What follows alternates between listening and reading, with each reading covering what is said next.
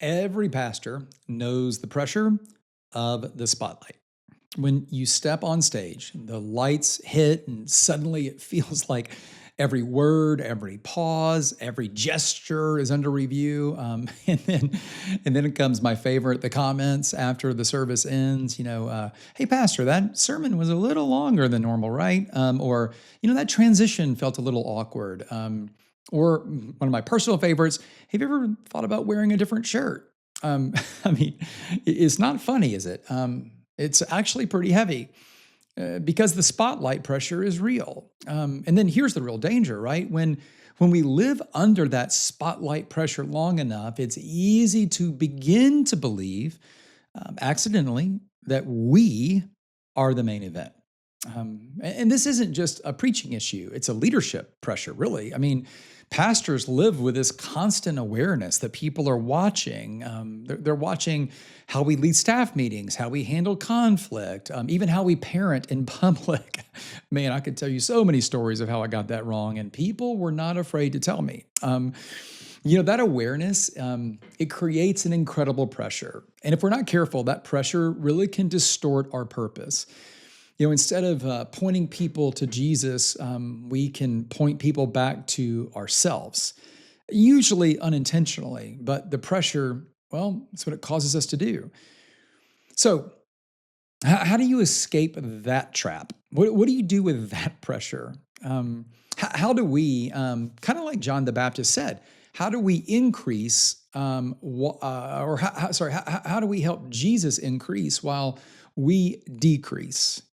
I've thought a lot about this.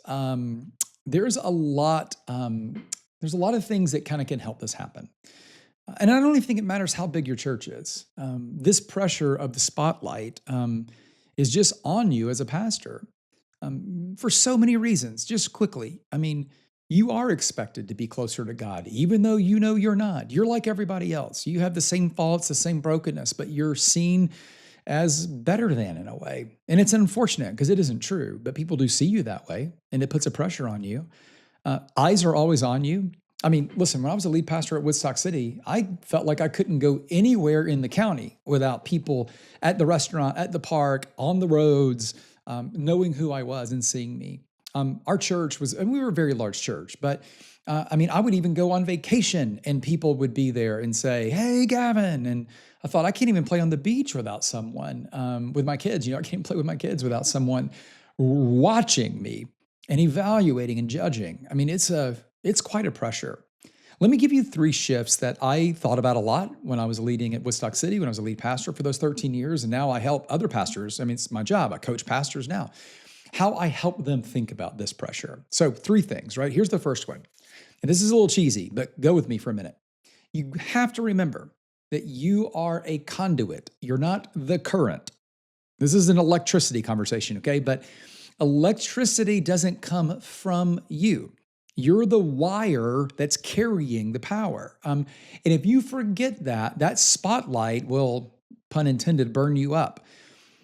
God is the electricity. We're just the wire. It's our job to be the conduit for what He is going to do. The spotlight isn't for us. The spotlight's about the electricity, and that's not who we are. We're there just for God to use us and work through us. The minute we kind of remove that pressure and we realize God's responsible for the results, we're responsible for the hard work, and we're praying for God to do what only He can do, but we actually believe that He can only do it. It really does begin to relieve a lot of this pressure. Here's the second one. This was a big one for me. You have to check your ego at the pulpit or the stage or the stairs or in the green room, wherever you walk out of before you get to the preaching space. I mentioned this earlier, but if applause inflates you, or if criticism deflates you, the spotlight is winning. Think about this. If people are cheering for you, if people are attaboying you, and you're beginning to feel your ego grow, if you're feeling a little inflated, and you, by the way, may not know that it's happening, ask somebody around you if it is. They'll tell you. Ask your spouse. My spouse is really good at reminding me of this. Or on the other hand, if critical feedback or a difficult conversation, or even just the passing comment. I mean, people would say to me all the time after I preached, they would say things like, "Man, you're getting better and better at this. That used to drive me crazy." Because I would think, well, how bad was I? Well, it wasn't a criticism, I guess, but it felt like a criticism couched as a compliment. And it deflated me. It was a reminder, though, now looking back, that the spotlight was winning during that season of my ministry. I mean, one of the healthiest things that you can do is ground yourself in prayer before and after every Sunday.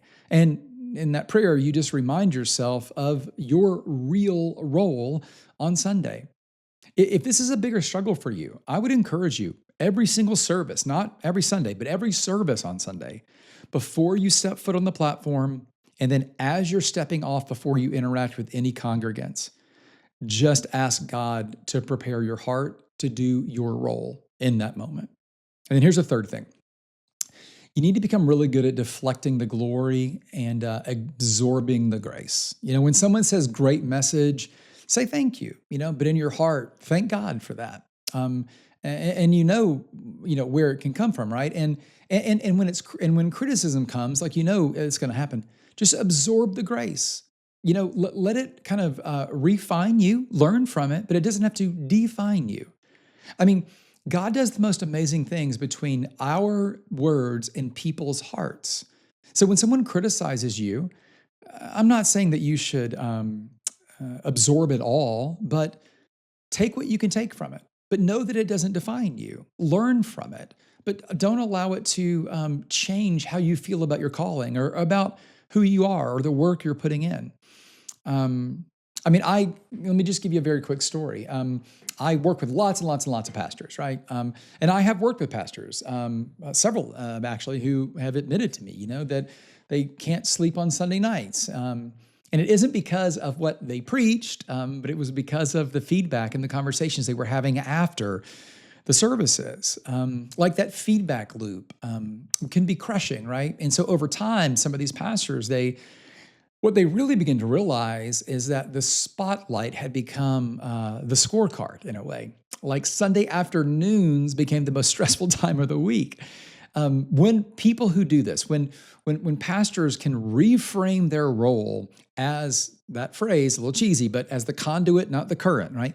When a pastor can reframe what their job is to be the wire, not the electricity, the pressure, it doesn't go away completely, but it becomes so much lighter. In a few cases, I've watched pastors kind of begin to practice this on Sunday, and really it brought humility to their life. It brought peace to their life. They were more present on Sunday afternoons for their families, and they didn't put as much pressure on themselves on Sunday. In fact, in a way, the spotlight became an invitation for God to do something, not a burden for them to carry. So I don't know where this lands for you. We're all at different places in our pastoral journey and preaching journey and all that. But let me just give you a challenge to think about this week. I'd love for you to think about reframing that spotlight. Don't see it as a kind of a stage for performing, but really see it as a place to practice humility in real time. Like every time the lights come up, every time the lights are on you, let it become an opportunity to point people beyond you. In fact, Jesus talks a lot about being the light, right? In John, we hear about this idea of light and dark a lot, that Jesus is the light of the world. What if the light coming on was a reminder of Jesus being on, not you? To point people to him, obviously, which is more important than us. If you do this right, people will not leave remembering your sermon length or your shirt. They're going to leave remembering him. And if anyone adds pressure to you after the sermon, you're going to feel it differently. And here's the important part, you're going to handle it differently.